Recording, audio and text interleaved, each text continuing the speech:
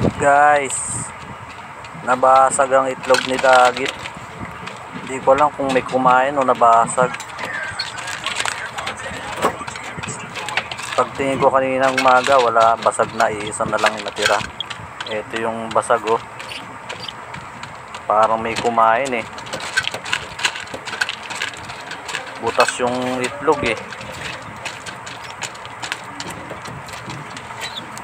Hindi kaya si inakayang dumali niya, si Falcon.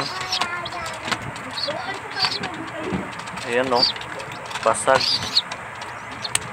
Sayang. Tingnan natin kung mabubuhay pa yung isa, kung mapipisa. Yun lang guys, thank you for watching.